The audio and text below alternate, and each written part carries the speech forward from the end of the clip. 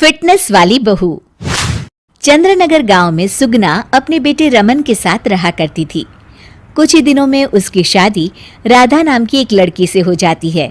Radha fitness को लेकर बहुत ज्यादा सजग होती है और वो घर के बाकी लोगों को भी दिन भर फिटनेस टिप्स देती रहती है। बहू, आज तो मुझे आलू पूरी खिला दो।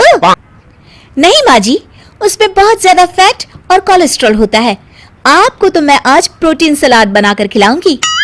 कुछ दिनों तक तो सब ठीक लगता है, मगर धीरे धीरे सुगना और रमन दोनों ही राधा की इस आदत से परेशान होने लगते हैं। राधा, मैं मानता हूँ हमें फिटनेस के प्रति सजग रहना चाहिए, मगर बाकी की चीजें भी खानी उतनी ही जरूरी है। रोज रोज प्रोटीन सलाद थोड़ी ना खाया जाता है। आपको तो खुद तला फला खाना है, माँ जी का तो आप बस बहाना बना रहे हो। देखो जी, जो आप खाते हो आप वही बन जाते हो। अरे मुझे ये सब ज्ञान मत दो राधा, मैं बस ये कहने की कोशिश कर रहा हूँ कि हर चीज खानी जरूरी होती है। तेल और घी भी खाना जरूरी होता है एक मात्रा में। खैर, तुम नहीं समझोगी। कुछ दिनों बाद तीज आने वाली होती है और सुगना अपने दोस्तों के लिए तीज पार्टी रखती है। अरे बहू, आज तीज है और मैंने कुछ सहेलियों को खाने पर बुलाया है। कुछ अच्छा सा उन सब के लिए पकाना। ठीक है माँ जी। शाम को सुगना की सब दोस्त आ जाती हैं। सुगना सबको अपनी बहू से मिलवाती है। अरे वाह सुगना, तुम्हारी बहू तो बहुत ही खूबसूरत है।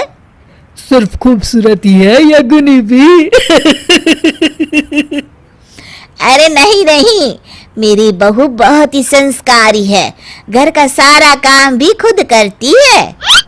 थोड़ी देर सब गप्पे मारते रहते हैं। फिर राधा टेबल पर खाना लगा देती है। खाना लगा दिया है मैंने, आप सब खा सकते हैं। सब लोग टेबल पर आते हैं। अरे ये सब क्या है? आंटी, ये पालक का सूप है और वो स्प्राउट सलाद। वो सब तो ठीक है बहू, मगर खाना कहाँ है? आंटी, यही खाना है, इससे हेल्थ भी बनी रहेगी और आप सबकी उम्र में तो यही खाना ठीक रहता है। हमारी उम्र मतलब? अरे हम कोई बुढ़िया थोड़ी ना हो गई हैं। अरे ओ सुगना, अगर खिलाना ही नहीं था तो हमको बुलाया ही क्यों? सब मूड खराब हो गया तीज के दिन, चलो यहाँ से। और ये सब बोलते हुए सब औरतें चली गई। अरे ऐसा क्यों किया राधा? मैंने बोला था ना कि कुछ अच्छा बनाना। तुम्हारे फिटनेस टिप्स हर जगह अच्छे नहीं लगते।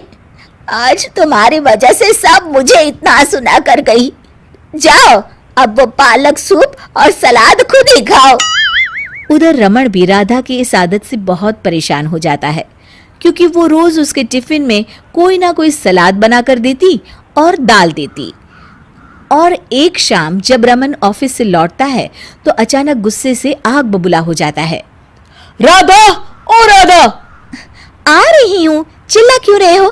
चिल्लाऊंगा ही ना, आज ऑफिस में मैं बेहोश हो गया था। अरे मगर क्यों? अरे तुम जो फिटनेस के नाम पर रोज ही सलाद और दाल देती हो ना, टिफिन में उससे मेरा पेट नहीं भरता और मुझे वीकनेस की वजह से चक्कर आ गए। मगर उसमें तो प्रोटीन होता है। हर चीज लिमिट में अच्छी लगती है राधा, चाहे वो फिर प्रोटीन ही क्यों ना हो। उसके अलावा भी सबकी मात्रा खाने में जानी चाहिए।